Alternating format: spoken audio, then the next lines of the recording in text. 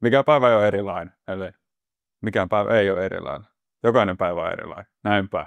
Yes, let's go for a second round. Asiakashankkija homma on täyttää kalenteri noille myyjille.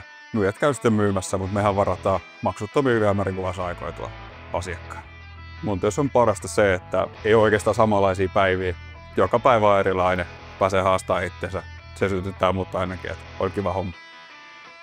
Työssä parasta on se, että mulla on ainakin joka päivä tosi hauskaa. Mulla on hauskaa mun työkavereiden kanssa, mulla on hyvä fiilis siellä. Maanantaisin ei ärsytä mennä töihin, sanotaan näin. Asiakashankkijalta vaaditaan semmoista tietynlaista päättäväisyyttä. Ei saa olla periksi antava luonne, että silloin kun jaksaa yrittää, niin tulee hyvä.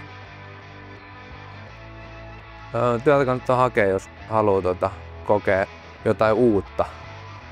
Jos kokee, että tulee hyvin juttu ihmisten kanssa, niin ehkä ihan hyvä työ sitten sulle. No niin. Joko lähettää?